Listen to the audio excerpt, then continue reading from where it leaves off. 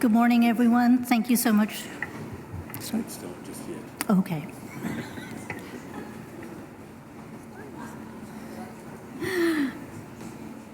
Oh, 10 o'clock. I think we need that count down.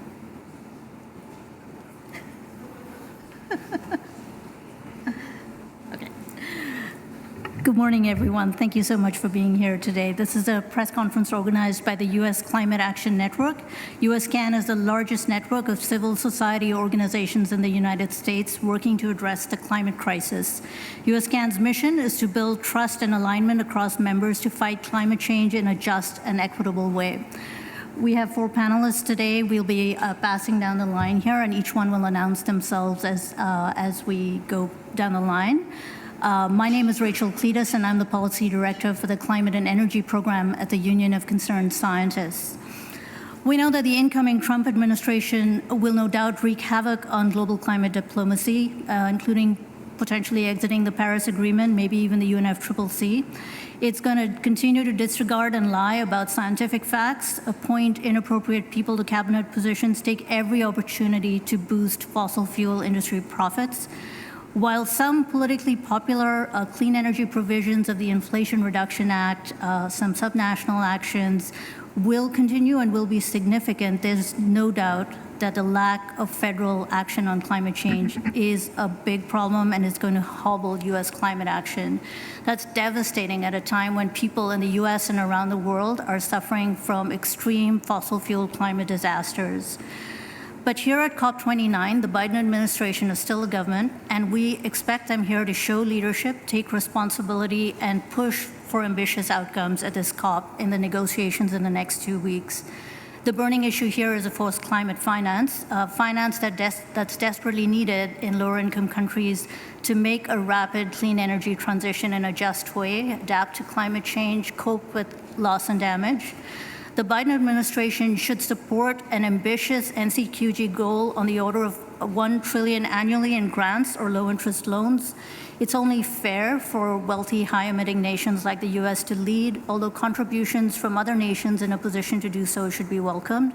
This is not charity, it's the responsibility of richer nations, and it's essential to meet global climate goals. The administration should also take the opportunity and announce the next U.S. NDC for 2035. It needs to be a robust, significant contribution to reductions in heat-trapping emissions. That goal will require accelerating action beyond the period of the incoming Trump administration. Other major emitters also need to submit ambitious NDCs. Without that robust finance and NDCs, all this talk about 1.5C-aligned goals will ring hollow. We know the global average temperatures are rising. Unless world leaders act quickly, we could be on track for as much as 3.1 degrees Celsius above pre-industrial levels. We're locking in increasingly irreversible climate impacts already. There's no time to waste. The U.S. should not hold the world back from taking the necessary and bold actions here at COP29. Other nations and subnational actors will have to step up, unfortunately, as well, to fill the void in leadership. And back home, the Union of Concerned Scientists will be joining millions of people to fight back against the egregious actions of the Trump administration, including in the courts. We're going to fight the anti-science, unjust actions they take, as well as the fossil fuel industry's actions. Thank you. And I'll pass it on to Kelly. Thank you. My name's Kelly Stone. I'm a senior policy analyst with ActionAid USA. We know what the incoming administration is going to do, particularly on international climate policy, and of course it's not good, especially on climate finance. But the Paris Agreement is bigger than one country, and we cannot allow the incoming administration to take a wrecking ball to the agreement, especially before they even get into office. Biden is still the president, and that is still the decision-making process for the U.S. at this COP. The goal for this COP is to get a strong, ambitious new climate finance goal, or NCQG, that will support needed climate action. This goal, this NCQG, will outlast this administration at a minimum. And it also covers more than just the U.S. Again, this is bigger than just the U.S. And this is really essential. Climate finance and this new climate finance goal is really core to the Paris Agreement and core to the new NDCs, which are going to be coming very shortly. It's really essential that this new goal rebuild trust within this process and that it be needs-based, science, and equity-based as well. In order to support our demand for this outcome, USCAN led a letter to President Biden signed by more than 80 groups calling for a $1 trillion grant or grant equivalent based goal for the new NCQG. Among the signatories, you'll see a wide variety of civil society organizations, including faith-based groups, development groups, environmental and climate justice groups. This reflects the wide support for climate finance and a strong and ambitious goal within U.S. civil society. And we had planned to send this regardless of the election outcome because, again, this is the current administration's decision, and they need to make the right one. Quality of the climate finance here and the new goal is also really essential. A $1 trillion vague and undefined investment is not good enough. We need to be mobilizing real climate finance, which is public, grant-based, and not contributing to the growing debt crisis for developing countries. And it needs to cover all aspects of climate action, including mitigation, adaptation, and loss and damage. I recognize what U.S. climate finance is likely going to look like in the short term, and when the U.S. does return, we are going to need to pay what we have not been paying thus far. But this is bigger than the short term for the U.S. climate policy. We really need a strong and ambitious NCQG to support the Paris Agreement going forward. Thank you, and I will pass it to Ashley. Hello, my name is Ashley Thomas. I'm a Senior Policy and Program Advisor at Oxfam America. Climate disasters don't care who's in the White House, and it goes without saying that we are in a difficult position. The proposed agenda in Project 2025 would continue to fuel the division between the ultra-wealthy and the rest of us. Our work to combat the deep inequalities at the heart of the climate crisis is more important than ever before. At Oxfam America, we've done it before. My colleagues and I, we've all done it before. And we've joined mayors, governors, members of Congress, local leaders, and activists from around the country to keep the U.S. in the global fight to oppose cuts to U.S. financing for climate action in the global south. Candidly, the world cannot afford to react in a spiral down lowest common denominator way as elements of Project 2025 come to life and implement the manners in which the largest historical carbon emitter and top fossil fuel producer intends to shirk its global responsibility. And we cannot so quickly toss aside the successful pathways built subnationally and continue to enable bold and courageous solutions that are driven by principles of equity for national climate action and opportunities to redress historical, racial, economic, and environmental injustice in the U.S. The impacts of the IRA and the Justice 44 initiatives come to mind, which build on the U.S.'s rich history of subnational to global leadership. University of Maryland Center for Global Sustainability recently published a research showing that if states and local governments act ambitiously on climate, even if the federal government does nothing to help, the U.S. could reduce its emissions by 60% below the 2005 levels by 2035. More than 2/3 of the U.S. economy and population live in cities and states that have committed to the Paris Climate Agreement. A way forward is possible. Progress takes principle, and progress thrives when we are intentional. There are representatives at this COP from all 198 countries that ratified the convention. More than 32,000 people have registered to attend this COP this year, and wide-reaching representation and expertise is available to us all. We must push for innovative pathways for rich countries to commit to finance that is needs and evidence-based, scoped and scaled to the needs of those most impacted by the climate crisis. The money not being out there is an argument that does not hold any water. Making polluters pay must be on the table. An ambitious new climate finance goal is entirely in the self-interest of every nation, including the largest and wealthiest. Oxfam recently published a report finding that governments do have the ability to mobilize funds. By levying an income tax, the governments could mobilize $6.4 trillion per year with an income tax of 60% on the top 1% of global earners. up to $941 billion through a windfall corporate tax on the world's largest corporations. The top 700 raked in over $1 trillion in windfall profits per year in 2022 and 2023. We can do better, and a more just world is possible. We will be able to engage with different members of Congress that will be attending here, bipartisan coalitions that will be engaging in the COP process. And we have an opportunity to, again, reaffirm and recapitulate the need for engaging with a wide array of actors and to ensure that the work will continue.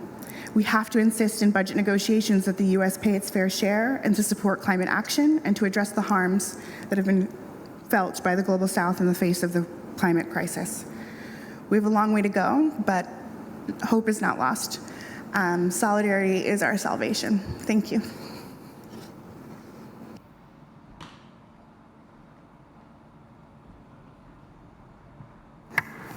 All right, thank you, Ashley. So one of the other aspects that I'm here to talk about with the U.S. paying its fair share also has to do with U.S. domestic policies, in particular on tribal sovereignty.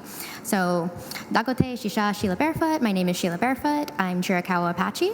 To be very clear, I do not represent a tribal nation's government. I simply represent myself as an Apache woman with an opinion, which is pretty much good enough. In any case, so one of the concerns that we have with the Trump presidency is a repeat of the first term, which resulted in a monumental scale back on tribal sovereignty, multiple attempts at continuing to lease oil and gas on public lands, a land swap in Arizona for a Rio Tinto copper mine that is impacting the San Carlos Apache tribe, and numerous other environmental travesties that are far too numerous to list in 2 minutes, all of which had the goal of undermining tribal sovereignty and therefore undermining the ability of our indigenous peoples in the US to steward our lands in a way that prevents more carbon emissions, in a way that is a line of defense against fossil fuel expansion and against other harmful projects such as mining or nuclear projects.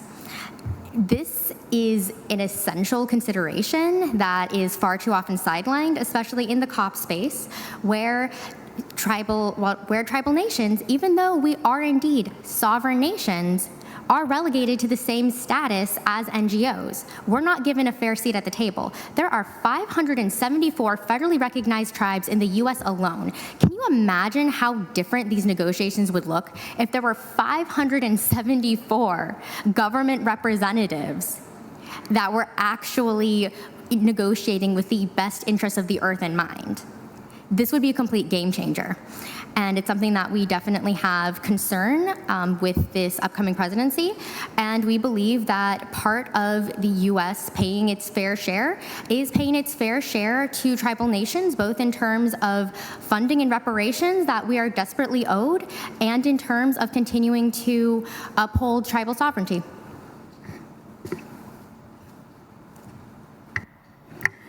Thank you so much. At this point, we'd welcome journalists in the room to please ask questions. And I'm sorry we don't have placards, but I'll try to direct your questions to whoever. Go ahead. Thank you.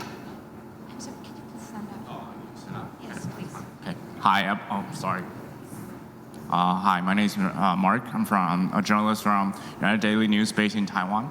I believe many countries look up to the U.S. to contribute, at least for the new climate finance target. And although the decision is still up to the Biden administration, with the Trump administration coming up, do you think it will affect the U.S. decision for the climate finance? And also, do you think it will be a bad influence to other countries to maybe affect their decision to contribute? Thank you. I can start and jump in. I think what you're hearing pretty clearly here is that the Biden administration absolutely has a responsibility to support an ambitious outcome here because it will outlast the duration of this next incoming administration. And the needs are urgent. Right now, the lack of finance is really slowing down that just rapid transition to clean energy in lower income countries. Meanwhile, those countries are reeling from devastating, costly climate impacts. So they're bearing the costs right now, and it's incredibly unfair. So we fully expect and are urging the Biden administration to support an ambitious outcome on the order of $1 trillion per year as part of the NCQG. They will have to feel some pressure from other countries too. Countries should not hide behind the US election outcome not to do the right thing because everybody knows what's needed right now to secure our climate goals. Kelly, did you want to add? Yeah, just to add to that, because I do think that like some of your question is about essentially the consequences in the future if the Trump administration ends up doing what we're anticipating. And I think that like last time there weren't really diplomatic consequences for the US and I think that should change this time. And as far as whether that has a knock-on effect, I think that, I mean, Ashley pointed out, like, we do not have time for a downward spiral. The lack of climate finance thus far is already having a devastating effect. And so, frankly, our goal within the U.S. is to pressure the U.S. to start doing its fair share, recognizing that that's not happening right now and not going to happen in the immediate term. But I think for other countries, they cannot hide behind the U.S. anymore. They are going to have to step up. Go ahead.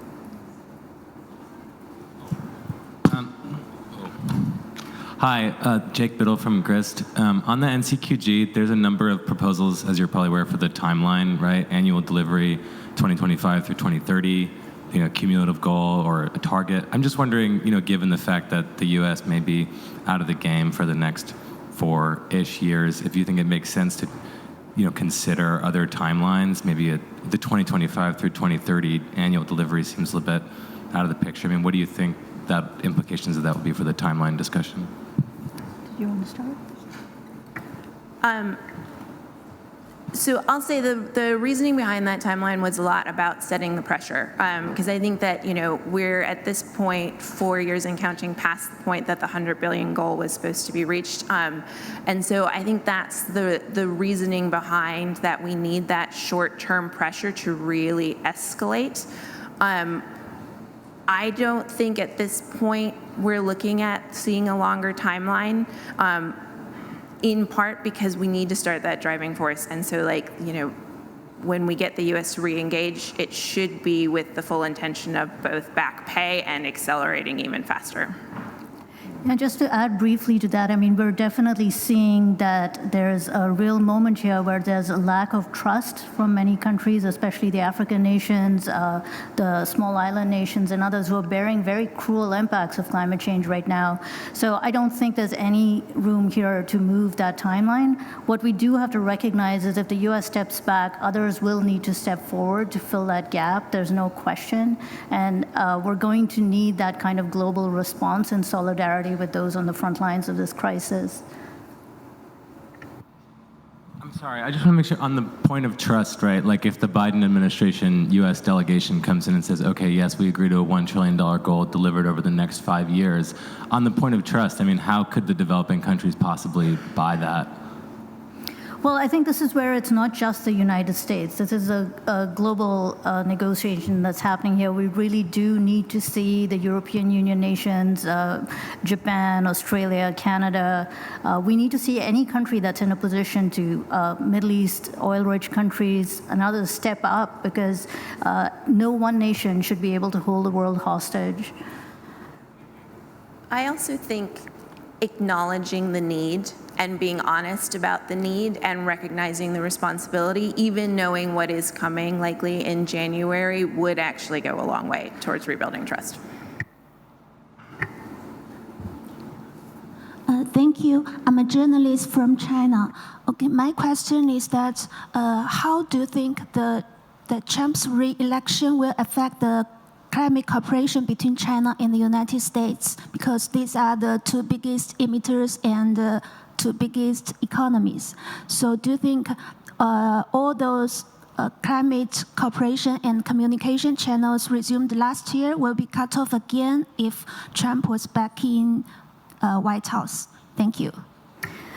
I think it's in the self-interest of both nations that not turn out to be the case. The reality of the climate crisis unfolding is very real, both in China and the US. The people of China and the people in the United States are seeing these devastating floods and droughts and extreme heat waves, intensified storms. They have a responsibility to their own constituents.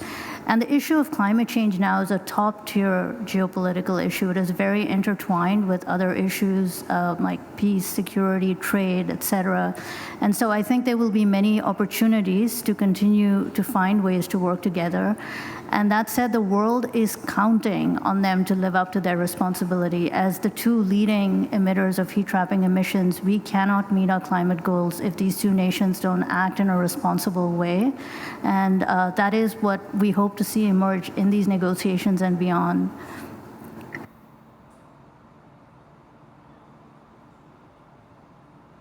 Any other questions?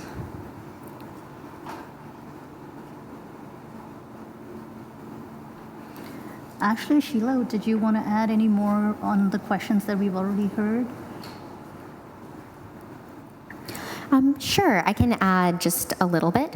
So quickly going back to some of the questions centering around trust between developed and developing nations, I'm of the opinion that trust is not going to be built until actual actions are set forth, and there are at the very least some types of safeguards and guarantees that the climate finance that is provided is going to be grant-based and not predatory loan-based, because predatory loans period for climate finance are incredibly unacceptable, and that should not even be part of the package in the first place. So I don't think that trust is going to be built until actual tangible actions are taken.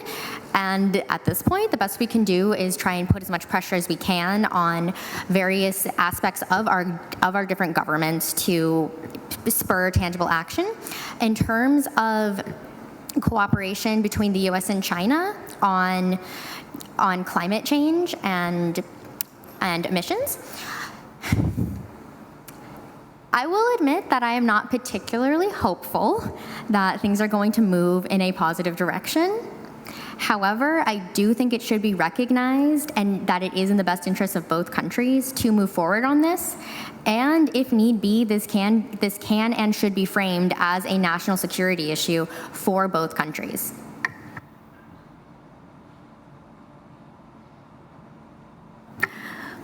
Maybe just to add one more final point here is we are not here by accident. It is deliberate actions from the fossil fuel industry that has put global climate goals in such jeopardy, and their continued sway over political outcomes across the world is a deep problem. So breaking that really unfortunate, harmful dynamic is going to be crucial. And this is not just about climate change, it's also about all of the other pollution from our continued burning of fossil fuels, especially in communities that are on the front lines of experiencing that health burden. And I think that in this moment, we're going to find lots of pushback in the United States, including through the courts, to hold fossil fuel companies accountable for the damages that their products are causing. So there are ways in which we will be fighting back, and the courts will be one of those venues in which this issue will continue to have moments where we can actually be on the offense against some of these egregious actions. And I think, Sheila, you had something to add on the fossil fuel company piece in particular. I do generally have a lot to say on fossil fuels. This is true. I mean, one thing I do want to stress on this is, one, indigenous nations, both on Turtle Island and elsewhere, have been a force against fossil fuel expansion, and that's part of why it is important to recognize our sovereignty. But then two, I think this is also an important time to recognize why we cannot continue to put so much faith in settler states. Like our entire climate crisis and the recent election that we just had is a major indictment of the efficacy of colonial governments. They don't have our best interests at heart, and at this point, that's part of why we are looking towards other avenues to promote change. That's why we need to start recognizing and uplifting sovereignty of Indigenous nations. Yeah. And just if I may say, community is absolutely crucial. Solidarity in these movements is absolutely crucial. Climate change does not happen in a vacuum. Solutions cannot happen in a vacuum. And the sooner we get on board with that, and the sooner that we come together and work together, the better our solutions will be, the more stronger, accessible, future-proofing, the ability for us to be able to make lasting and sustained change becomes all the more possible when we are in community with one another, when we are learning and exchanging, when the principles of equity, justice, human rights are front and center and the tip of our spear. If we are to have a future, and I think we will have one, it's important that we do so in a way where we are bringing about more equality and equity. We have to make sure that we are able to enable the success and growth and prosperity for everyone. We are the ones that we've been waiting for. And as my colleagues have said up here, the need for solidarity, the need to ensure that we are not in a vacuum is absolutely crucial.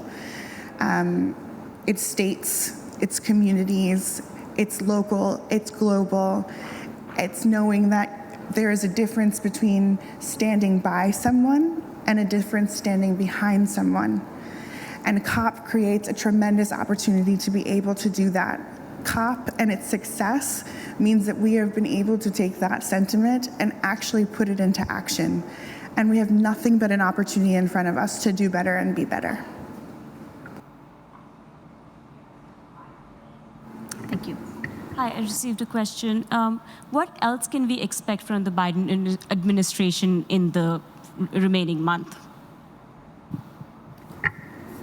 Well, here at COP, our emphasis is, of course, on the finance goal and the NDC, but we know back home there are a lot of actions that they can take to slow down the expansion of fossil fuels that unfortunately continued under the Biden administration, in fact, expanded even further.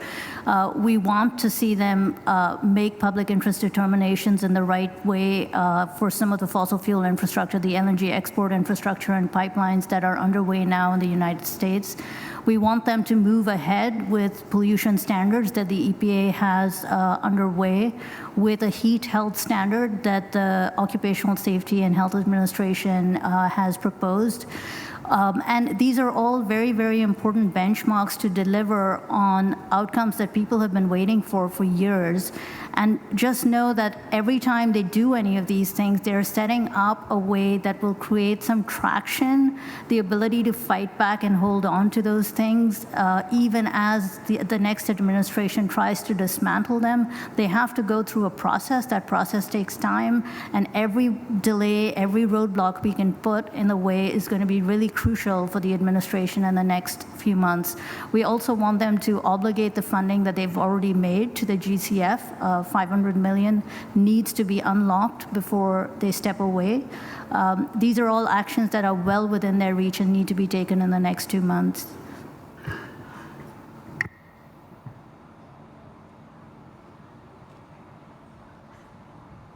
Any last questions in the room? I have a question. Could you talk a little bit more about how subnationals can help, and maybe if there is potential for like climate finance to be delivered from states, or if there is any action on that? The NCQG is, of course, an obligation of party nations that are signed on to the UNFCCC and the Paris Agreement, but there is no barrier to others who want to contribute in these settings. What we want to make sure, though, is that there's a mandatory contribution level that nations are agreeing to. Subnational entities should absolutely contribute, others can contribute, but the world needs to see lower income countries need to see an absolute baseline that they can count on, and that's the part that's really important. We think pollution levies, we think holding the fossil fuel companies accountable through those kinds of levies are very, very important, but that should not distract from the core goal of having public finance that's grant-based or concessional, that's secured here through the agreement at COP. Yeah, one thing to add on to that is, I think while we can recognize the how it is not sufficient to rely on our federal government to deliver climate finance. That doesn't mean we should be at the exclusion of any others. We can continue to rally support from subnationals while also holding the federal government accountable, while also recognizing that the federal government is vastly insufficient for this. We need all hands on deck at this point.